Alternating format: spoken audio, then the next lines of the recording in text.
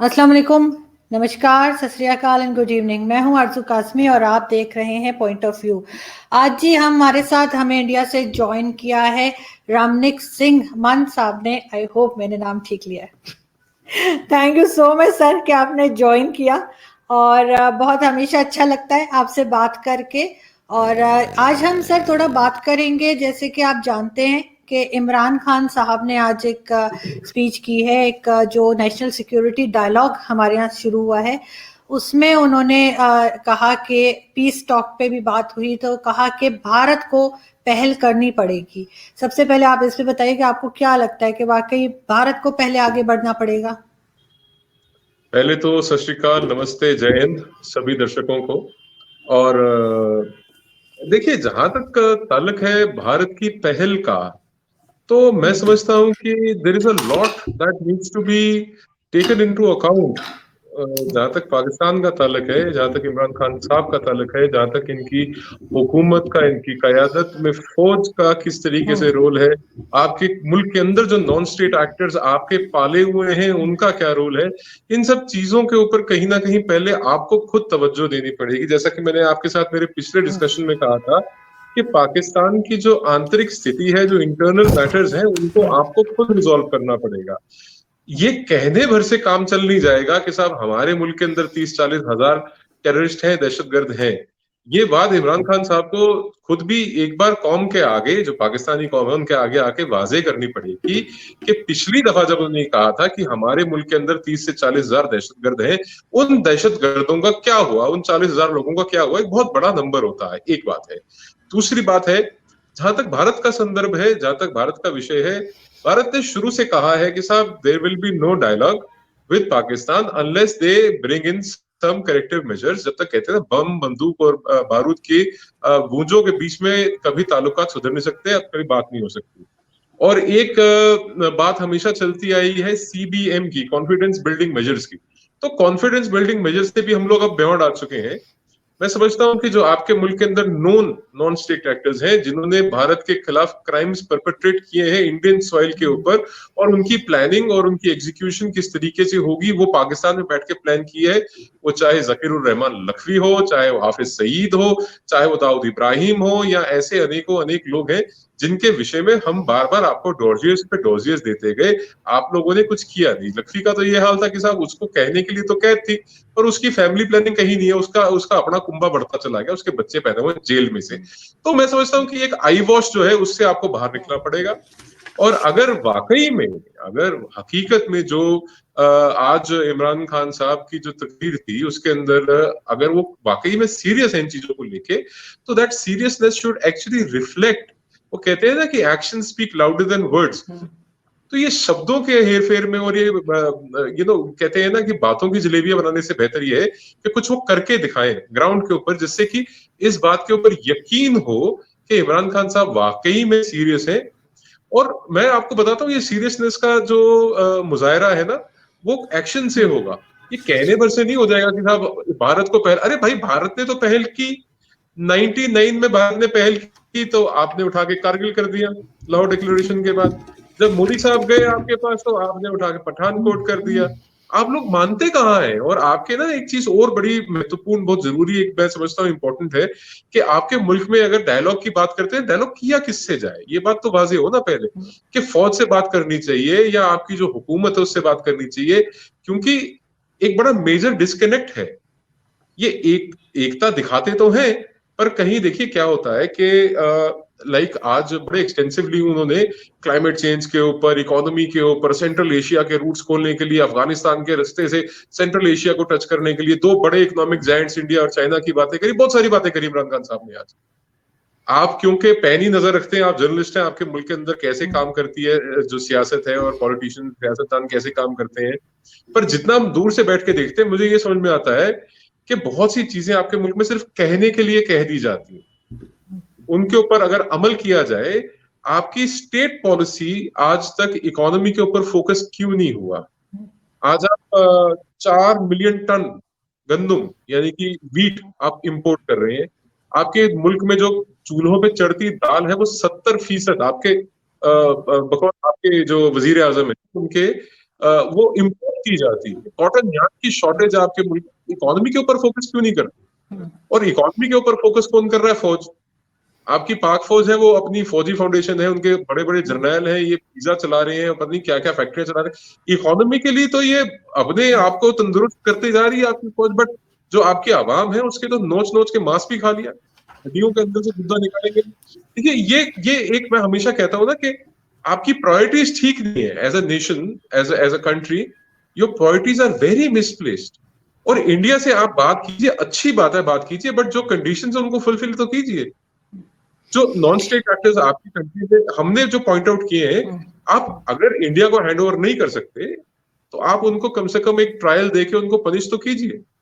वो तो यार बड़े बड़े मुजाहरे कर रहे हैं, बड़े बड़े वहां पे जलसे कर रहे हैं, ये हाफिज सईद और इन लोगों को तो आपने मतलब अगर माफ करना कि अगर आपके मुल्क में कोई दूसरा खुदा पैदा होता तो ये सब यही तो है, ये फौजी जर्नैल हो गए, हाफिज सईद हो गए, यही तो है आपके खुदा, और कौन है आजकल?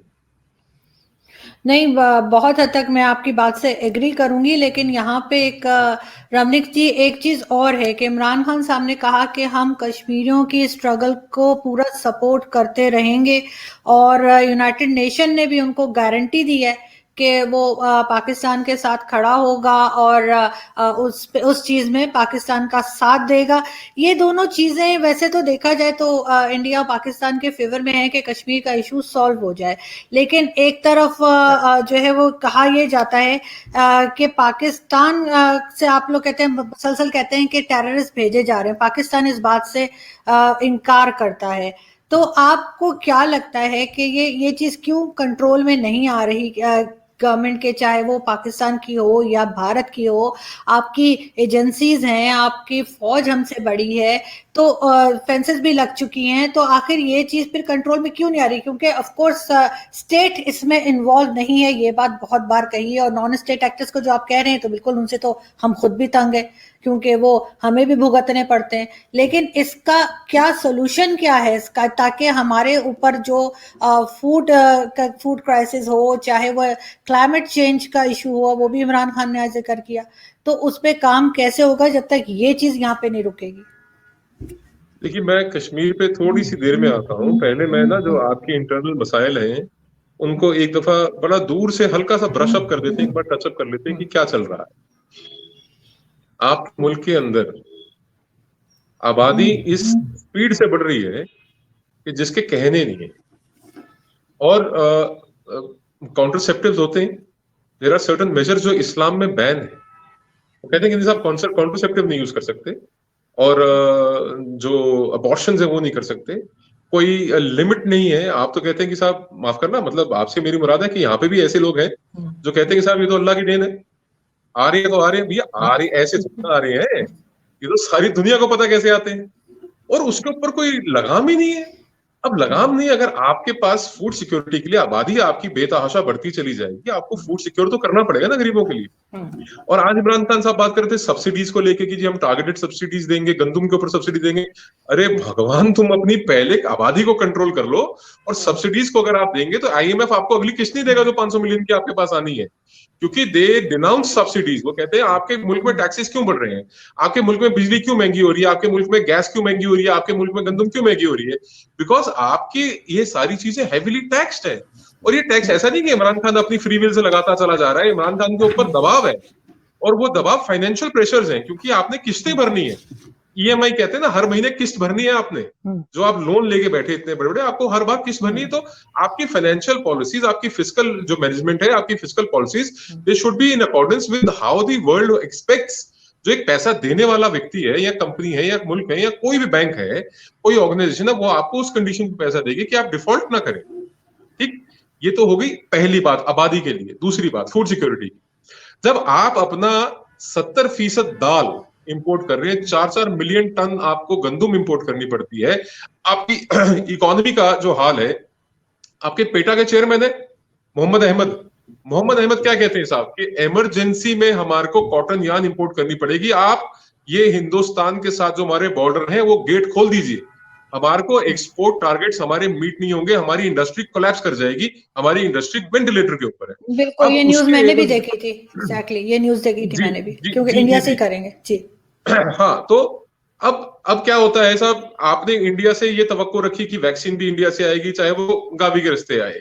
आपने ये तवक्को रखी है कि भी इंडिया आपको गंदम भी दे देगा, इंडिया आपको कॉटन यान भी दे देगा। एवज में आपके जो वजीर आजम है क्या करेंगे, वो हर जगह जाके कश्मीर का राग रोएंगे, मैं कश्मीर पे आ रहा हूँ। वो हर जगह जाके कश्मीर का राग रोएंगे। वो हर जगह जाके बोलेंगे साहब हमारी शाहरग है, कश्मीर को रिजॉल्व करना चाहिए, डायलॉग से रिजॉल्व करना चाहिए। डायलॉग की जो प्री कंडीशन है उसको आपने मीट नहीं करना। एफएटीएफ के साथ आपकी क्या मुसीबत है, जो एफएटीएफ आपको गाइडलाइंस दे रही है वो आप फुलफिल नहीं कर पा रहे, इसलिए आप अभी जून तक आप फिर ग्रे लिस्ट में है। अब आप इंडिया से, अच्छा इमरान खान साहब क्या करेंगे, ट्वीट करेंगे, मेरे को वक्त नहीं पता किस वक्त करते हैं ना, मैं उसमें जाता। ठीक, मैं ये कहना चाहता हूं कि उनके ट्वीट्स टारगेटेड होते हैं हमारे वजीर आजम के, हमारे प्रधानमंत्री जी के खिलाफ। और मोदी जी को आप सारा दिन तो गाली दीजिए, आपके टीवी चैनलों पे गाली देंगे, आपके वजीर आजम उल्टा सीधा बोलेंगे, बंदा पलट के जवाब देता है, एक अलग बात है। यहाँ पे चलता रहता है जो भी, अब क्या बोलूं मैं, आपके वजीर आजम आप बुरा मान जाएंगे मैं कोई अच्छा सा किसी जानवर का नाम लूंगा तो वो हर वक्त उनका चलता रहता है। बट इवेंचुअली ये बंदा यहाँ से रिप्लाई नहीं करता। बट इन डिप्लोमेसी अगर आप इंडिया के अंदर एक जर्नलिस्ट को आपका प्रधानमंत्री डायरेक्टली टारगेट करे, वजीर आजम को डायरेक्टली टारगेट करे, इंडिया के अंदर एक अगर इंटरनल प्रोटेस्ट चल रहा है, फार्म्स का एक इशू चल रहा है, उसको वो सपोर्ट करे, दिशा रवि जैसे लोगों को वो सपोर्ट करे, उसके बाद आप कैसे, मतलब ये बेशर्मी की इंतहा नहीं है? Is it not shame, epitome of shamelessness कि आप फिर भी तवक्को रख रहे हैं कि आप इंडिया से डायलॉग करेंगे। अच्छा, बात आ गई कश्मीर की, उन्होंने हवाला दिया यूएन रेजोल्यूशन का। तो आरजू जी मेरे को तो कंफर्म है कि इमरान खान ने यूएन रेजोल्यूशन पढ़ा नहीं है, वो तो डन है, बात पक्की बात है। अब मेरे को आपसे एज ए जर्नलिस्ट तवक्को है शायद आपने पढ़ा हो। अगर आपने पढ़ा हो यूएन रेजोल्यूशन तो उसके अंदर ऑक्यूपेशनल फोर्सेस को विड्रॉ करने के लिए कहा गया है और ऑक्यूपेशनल फोर्सेस को डिस्क्राइब किया गया है पाकिस्तानी। ये पाकिस्तानी लोग हैं जो आप विड्रॉ कर लीजिए ना कश्मीर से, रिजॉल्व हो जाता है कश्मीर, दिक्कत क्या है? प्लिबिसाइड की अगर बात हुई वो आज से 50 साल पहले की बात है, 60 साल पहले की बात है। प्लिबिसाइड की आप आज तक वही रोना रो रहे हैं। आप भूल गए हैं कि अब जो हिंदुस्तान में कयादत है, जो अब हमारी सरकार है, जो नया भारत है, जो न्यू इंडिया, वो ये कहता है कि साहब ये जो आपका ऑक्यूपाइड एरिया है और बकौल यूएन रेजोल्यूशन के आप ऑक्यूपाइड फोर्सेस हैं, हम अपने नागरिकों को आपकी गुलामी से आजाद करेंगे। ये हमारे होम मिनिस्टर ने 5 अगस्त को पार्लियामेंट के अंदर खड़े होकर लोकसभा के अंदर कहा है कि जो ऑक्यूपेशन में चाहे चाइना के हो चाहे वो पाकिस्तान के हो, वो दोनों हमारे हिस्से और हम वापस लेकर रहेंगे। तो अब अगर आप डायलॉग चाहते हैं तो आप टेबल के ऊपर बैठ के डिस्कस कीजिए कि आप किस तरीके से कश्मीर जो आपके ऑक्यूपेशन में है, बाल्टिस्तान जो आपके ऑक्यूपेशन में, आप उसको विकेट करेंगे, उसकी टर्म्स डिसाइड कीजिए हमारे साथ बैठ के, फिर आगे बात बढ़ सकती है।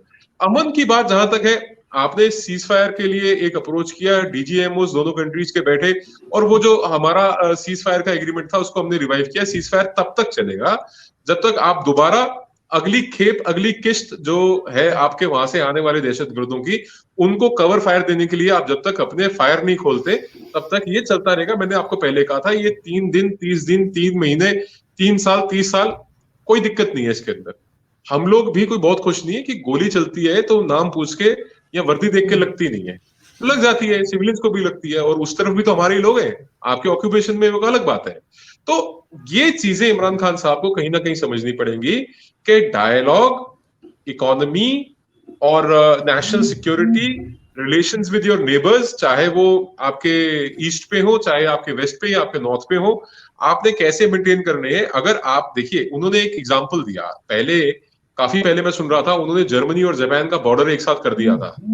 आज उन्होंने थोड़ी करेक्शन की, आज उन्होंने जर्मनी और फ्रांस की बात करी, तो वो बात कुछ हजम हुई कि भी हाँ ये बात थोड़ी सी कोई सेंसिबल कर रहा है। तो उन्होंने बात करी इकोनॉमिक टाइज की। इट इज अनइमेजिनेबल कि ये मुल्क दोबारा कभी जंग में जाएंगे। क्यों? क्योंकि इकोनॉमिक टाइज इतने स्ट्रांग हो चुके हैं और वो बॉर्डर्स ओपन हो चुके हैं। Things have changed tremendously, things have changed drastically.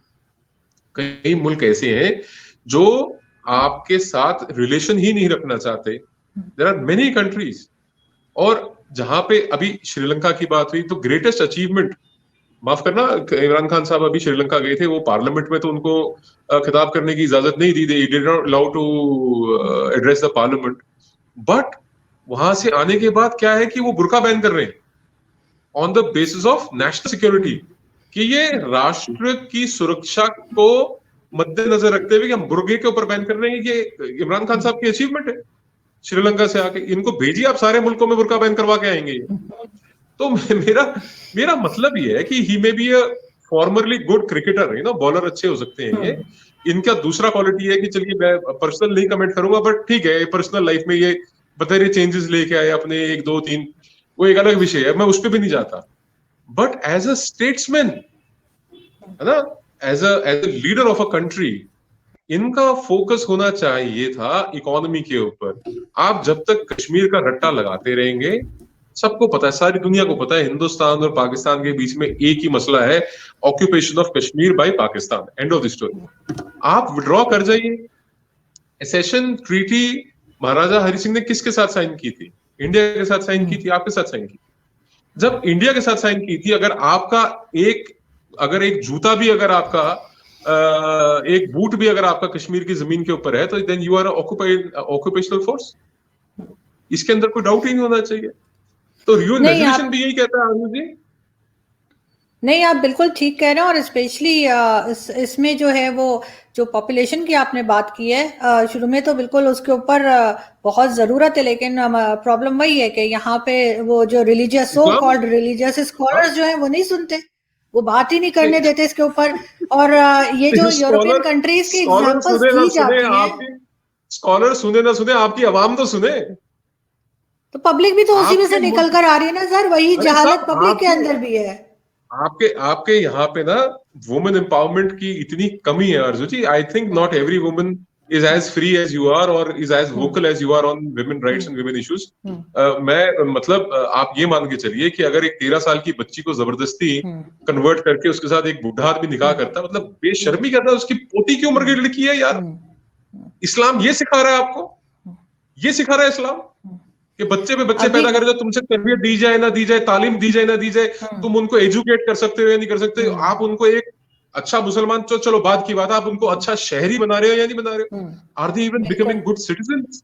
ये बिकमिया जैसे लोग यार, कि क्या हो क्या रहा है पाकिस्तान में? अभी मैंने आज, बल्कि फर्स्ट टाइम मैंने देखा टीवी पे एक ऐड आ रहा था, और उसमें जो वो स्पेशली किसी एनजीओ ने बनाया था कि छोटी उम्र में बच्चियों की शादियां ना करें। तो जाहिर है जब इतने इतने ढेर सारे बच्चे पैदा कर लेंगे, फिर इनको समझ नहीं आती कि अब इनका करें क्या, तो जल्दी जल्दी लड़कियों की शादियां करके पीछा छुड़ाते हैं।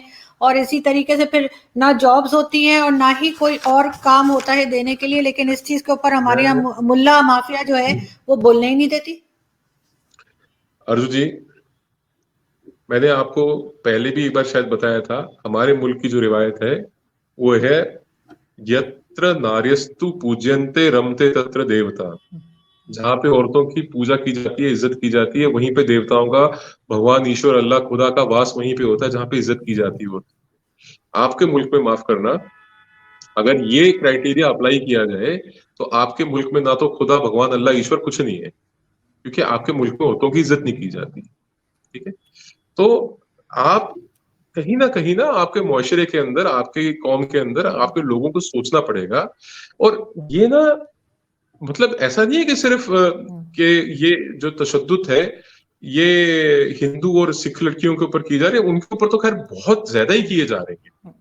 पर इनका जहां मन आ जाता है ना, ये आपके तो, मैं माफ करना, 60 65 साल के बुढ़े भी बड़े मन चले हैं। आपके तो एक वो वजीर है, इंटीरियर मिनिस्टर है आपके, मेरा ख्याल है, उनकी तो वीडियो भी आई थी। और जो पहले आपके DGISPR थे वो शेख रशीद की, हाँ, जनरल आसिफ गफूर की भी मैंने देखी है वीडियो, उसकी भी आई हुई है एक, गफूरे की, ISI वाले की। तो मतलब हद हो गई यार। मतलब हम लोग निकलते हैं घर से, हम देखते हैं यार हमारे बच्चे हैं, ये है वो है। अब आपके बुढ़े घर से निकलते हैं, वो सोचते हैं अच्छा इससे निकाह करूं, इससे करूं। मतलब कैसा माहौल बना रखा है आपके मुल्क में। तो मतलब मैं आई डोंट नो, मतलब ये तो सुधार आपको करने पड़ेगा ना, ये तो हम नहीं कर सकते ना। ये तो नहीं होना चाहिए, बिल्कुल बिल्कुल। और वो तो मौलाना फजलुर रहमान की पार्टी का है, वो जो जिसकी पता नहीं 65 इयर्स एज है और 14 साल की बच्ची से शादी की, और कह रहे कि जी मैं तो 4 साल के, पता नहीं 2 साल के बाद रुखसती कर, तब भी वो बच्ची 16 साल की होगी, और ये तो फिर और आगे बढ़ेगा कि इसने 64 का ही रहना। अभी भी बहुत ज्यादा है, उसकी बिल्कुल पोती की उम्र की बच्ची है, और शर्म भी नहीं आती, आगे से रिप्लाई कर रहे होते हैं, आगे से मीडिया को जवाब दे रहे होते हैं। एक चीज और मैं आपसे पूछना चाहूंगी कि अभी सीज फायर हुआ है LOC के ऊपर, ठीक है ना। लेकिन उसके 2 दिन के बाद अभी हमारे जो है वो बाजवा साहब जो हैं वो भी इसी में जो सिक्योरिटी के डायलॉग चल रहे हैं उसमें उनकी स्पीच भी है, और लगता है आपको कि वो कुछ आगे बात करेंगे भारत के साथ अमन की और उसकी, क्योंकि पहले भी उन्होंने इसी किस्म की स्टेटमेंट दी थी। तो कल की आपको लगता है कल का जो एड्रेस होगा बाजवा साहब का वो ज्यादा इंपॉर्टेंट लगता है आपको? आरजू जी, क्या दोस्ती का पिद्दी हाथ और क्या बढ़ेगा? क्या पिद्दी और क्या पिद्दी का शोरबा, है ना। इनसे तो क्या तो तवक्को रखें। और अगर सच पूछो तो पाकिस्तान आर्मी के लिए बड़ी, इट्स वेरी अनफॉर्चुनेट दो, war is their business. Army होती है डिफेंस के लिए इन केस ऑफ वॉर। आपकी आर्मी क्रिएट करती है war for their own business. आप मुझे बताइए कि अगर हिंदुस्तान और पाकिस्तान के दरमियान अमन और अमान कायम हो गया, ये जो मसला है कश्मीर उन्होंने बना के रखा हुआ है इतने सालों से, जो हमारा कश्मीर दबा के रखा हुआ है, अगर वो सेटल हो गया, इफ एवरीथिंग गोज हॉन्की टोरी, तो क्या पाकिस्तान के लोग 2 साल 4 साल में ये पूछना नहीं शुरू कर देंगे कि साहब ये फौज इतनी मोटी ताजी क्यों कर रखी है, इतने पैसे क्यों देते हो, इनकी जरूरत क्या है? तो एक जो बार बार कहते हैं ना कि जी इस्लाम खतरे में है, पाकिस्तान खतरे में है, ये सब this is a part of a narrative that your army has built over the years. आपकी आर्मी ने एक नैरेटिव बना लिया है इतने सालों में। उनको पता है कि अपनी खुद की एग्जिस्टेंस के लिए एक कॉन्फ्लिक्ट तो चाहिए ही चाहिए, और वो कॉन्फ्लिक्ट इनको चाहिए इंडिया के साथ। क्योंकि आप निकले इंडिया में से, आप ना तो तुर्कियों से निकले, ना आप अफगानों से निकले, ना आप ईरान से निकले, ठीक है। और जो सप्रेशन ऑफ बलोच है, बलोच का सप्रेशन जो है, आपको तो पता ही होगा, ये शाफ कलात और सिस्तान और ये बलूचिस्तान का बहुत बड़ा एरिया जो आपके पास है, उसके अलावा ईरान के अंदर भी Balochistan, Balochistan is a geo political location, it's a demographic location. तो बलोच जो है वो ईरान में भी है, बलोच आपके पाकिस्तान में भी है। तो ये कहीं ना कहीं एक ऐसी चीज है जिसको लेके ना सिर्फ पाकिस्तान बहुत सेंसिटिव है, इसको लेके ईरान भी बहुत सेंसिटिव है। और मेरे ख्याल इस बारे में बहुत कम बात की गई है आज तक लोगों से, पर ये एक बहुत सेंसिटिव इशू है। और जहां तक बाजवा साहब का सवाल है, बाजवा साहब तो कल क्या यकड़े पेलेंगे वो हम कल सुन लेंगे, उनको क्या बोलेंगे हम वो भी सुनेंगे, but I don't expect much coming out of him. As far as peace is concern, peace is become, see I tell you now ना, ये सब चीजें ना आपके लिए लाइबिलिटी बनती जा रही है। क्योंकि आपके जो डिफेंस फोर्सेस है, आपकी जो आर्मी है, उसने ये नॉन स्टेट एक्टर्स क्रिएट किए थे कि in case of aggression from India, जैसे बांग्लादेश के अंदर फ्री रन मिल गया, क्योंकि वहां के जो बंगाली थे, देवर विद, मुक्ति बाहिनी वाज विद इंडिया, तो they were all for their own freedom. उनको ये लगता है कि साहब ये जो हम नॉन स्टेट एक्टर्स खड़े कर रहे हैं ना, तो they will become our second line of defence. अगर इंडिया आ भी जाता है तो हम गुरिल्ला वॉरफेयर में शहरों के अंदर उनको हम बहुत ब्लीड करवाएंगे और इतना इजी रहेगा नहीं इंडिया के लिए। इस सोच के साथ ये क्रिएट किए गए थे non state actors with in your country. अब वो स्थिति तो इंडिया, जैसे आपको मैंने पहले भी कहा था कि इंडिया तो आपके ऊपर अटैक करेगा नहीं, इंडिया ने तो अपने 1000 साल के इतिहास में अटैक किया नहीं। हाँ, आपसे पीओके लेना है, और वो ना सिर्फ मैं कह रहा हूं, बल्कि हमारे स्टेट, हमारे कंट्री के बड़े बड़े नेताओं ने कह दिया है, अब तो हमारे होम मिनिस्टर कह चुके हैं कि वो लेना है आपसे, at a time of our own choosing हम वो ले लेंगे आपसे, वक्त आएगा करेंगे। बट बाकी जो पाकिस्तान है, you can laugh about it, no problem, जो बाकी का पाकिस्तान है वो आपका है साहब।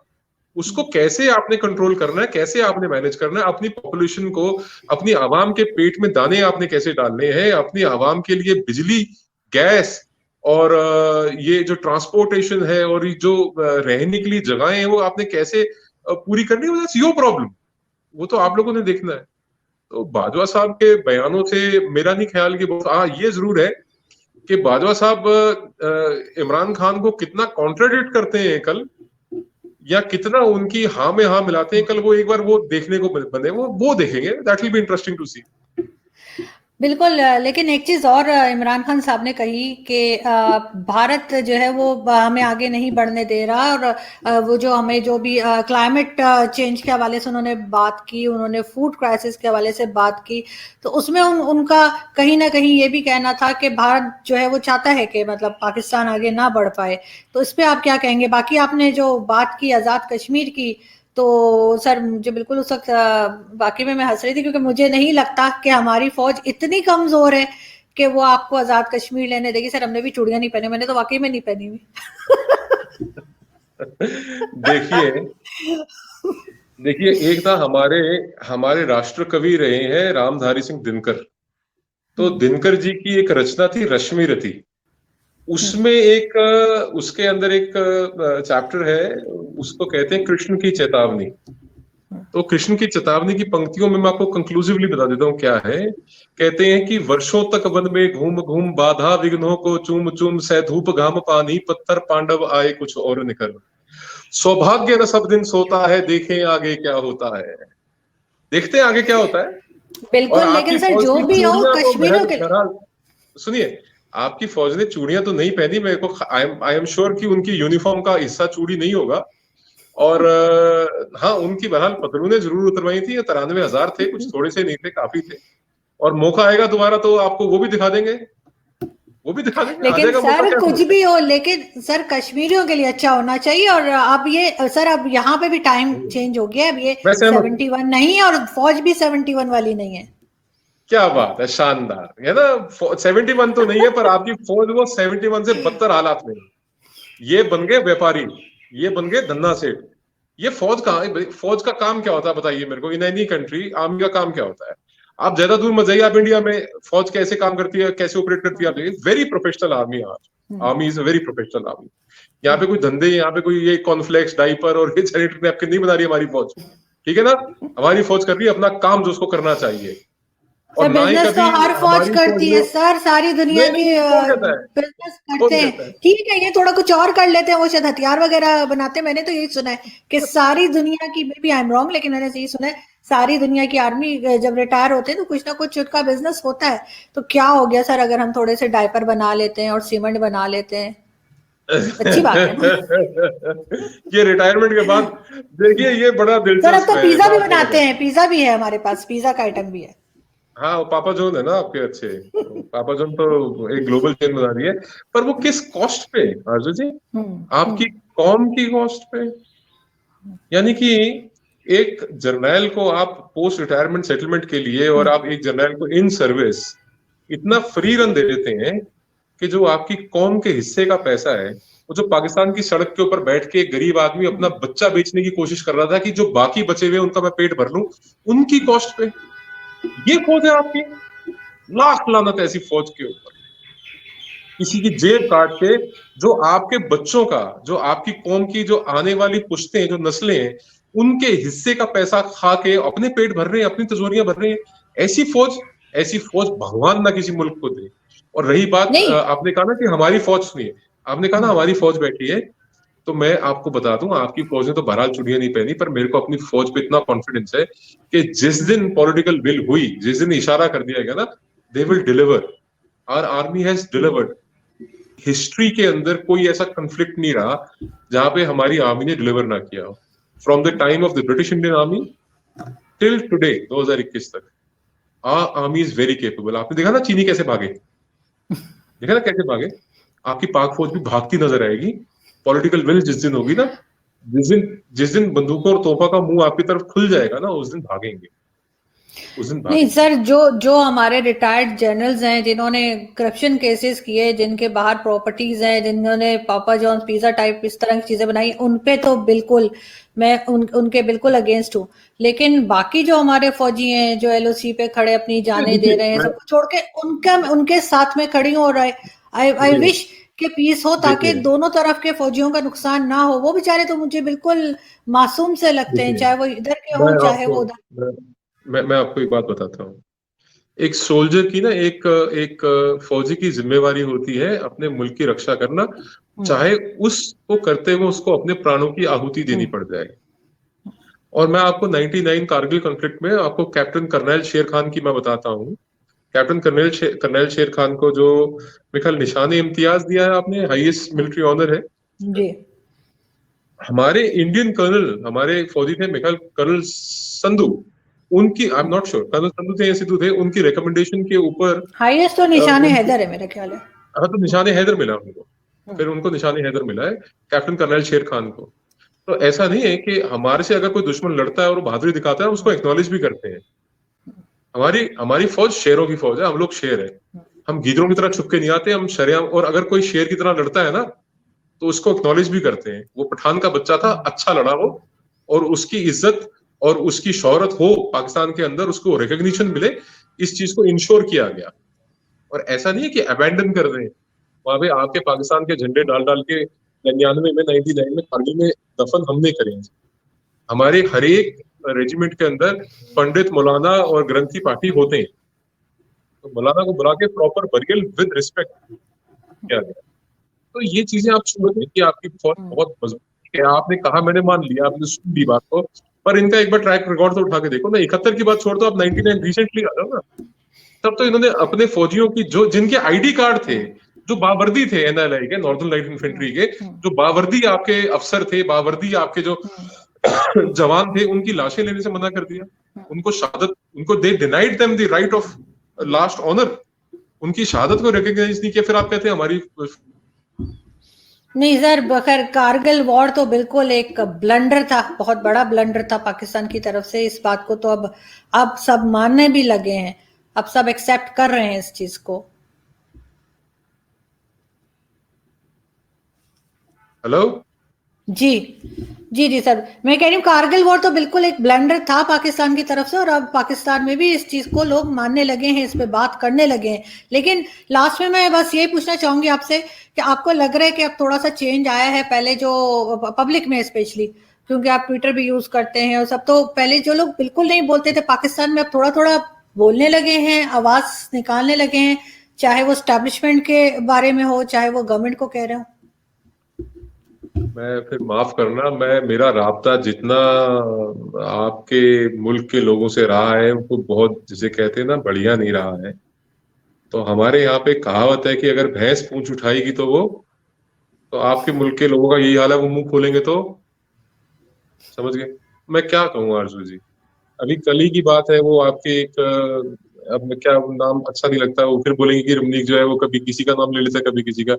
तो वो मुझे पाठ पढ़ा रहे थे कि कौन गद्दार होता है और कैसे होते हैं, कोई मतलब हैरत है कि आप अपने मुल्क को टीवी चैनल के ऊपर आके या यूट्यूब के ऊपर आके आप रिप्रेजेंट करते हैं ना, आप जिस तरीके की भाषा का उपयोग करते हैं, जैसी आप बातें करते हैं, what does it make of you, what does it make of your upbringing, यानी कि आपके बारे में लोग क्या सोचेंगे, आपकी तरबियत के बारे में क्या सोचेंगे, आपकी तालीम के बारे में क्या सोचेंगे, आपके मुल्क और आपके मुआशरे के बारे में क्या सोचेंगे, कि आप कैसी सोसाइटी, कैसे एनवायरनमेंट, कैसे कल्चर में रहते हैं।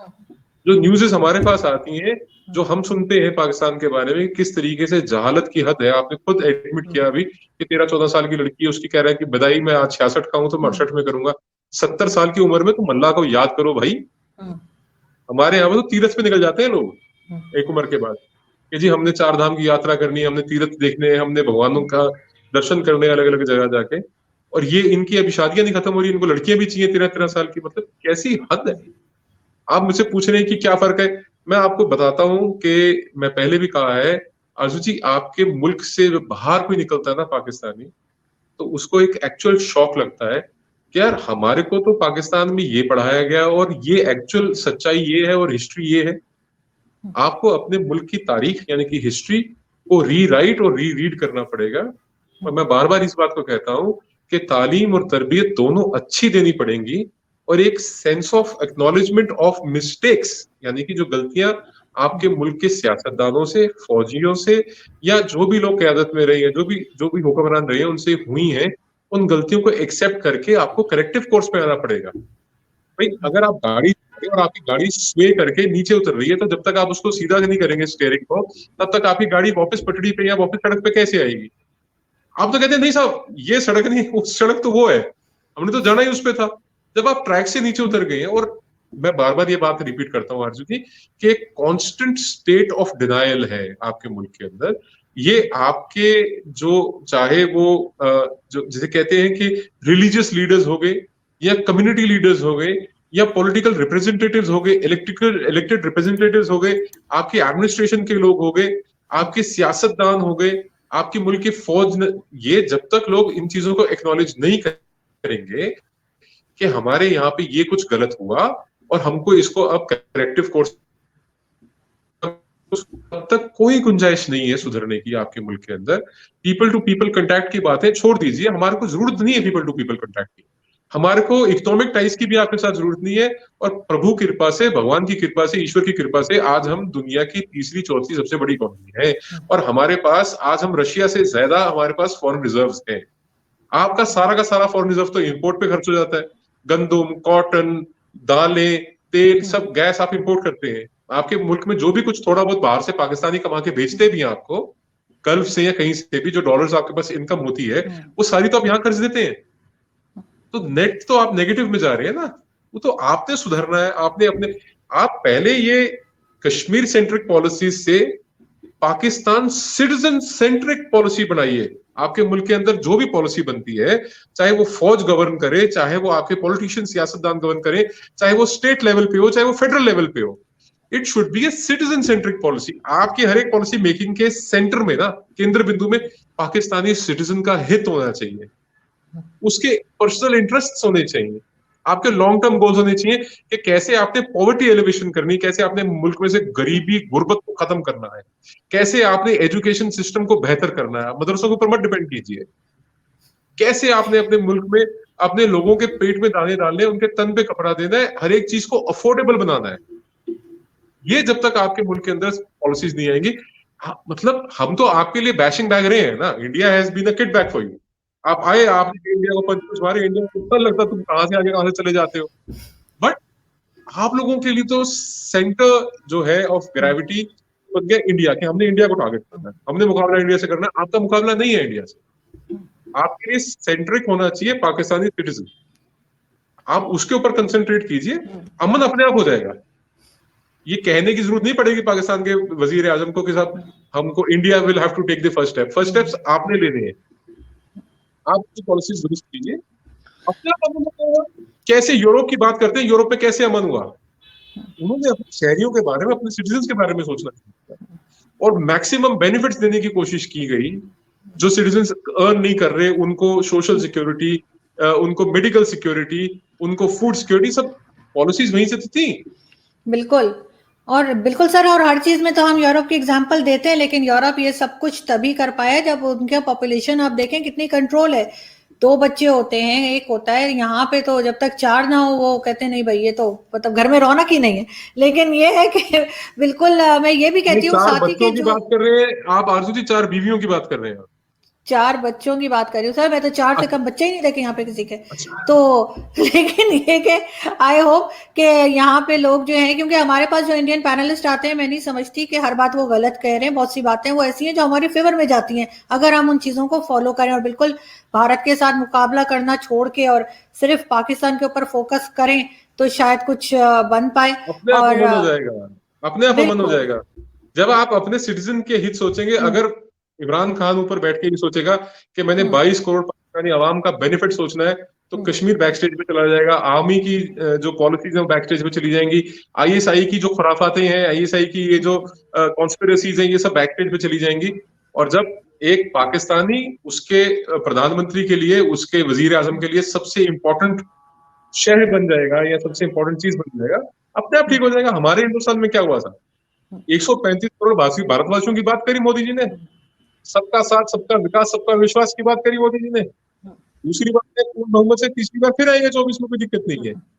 बात ये नहीं है, आप कोलिशन गवर्नमेंट रन कर रहे हैं, आप थोड़ा सा इस चीज के ऊपर कंसंट्रेट कीजिए, सब अमन हो जाएगा, अपने आप हो जाएगा। वो करना आपने, हमने नहीं करना। हमारी तरफ से हम स्टेप ले चुके हैं, हम आपके ऊपर अटैक नहीं कर रहे, ये बहुत है हमारे लिए। ट्रेड करना है, टाइज रखनी है, अच्छे ताल्लुकात रखने, उसके लिए मेहनत आपको भी करनी पड़ेगी। बिल्कुल, और हमें भी पॉजिटिव सोचना पड़ेगा। और बहुत सी चीजें जो, जैसे मैंने पहले कहा, हमारे इंडियन पैनलिस्ट हमारे शो में भी और अपने टीवी चैनल्स पे भी जो बात करते हैं, बहुत बहुत हद तक मैं उससे एग्री भी करती हूँ कि उन बातों से। लेकिन ये कि यहाँ पे लोग उस बात को समझें और फॉलो करें, तब की बात है। बहुत शुक्रिया सर कि आपने ज्वाइन किया। थैंक यू सो मच, बहुत अच्छा लगा आपसे बात करके। सत श्री अकाल, नमस्कार, जय हिंद। Thank you.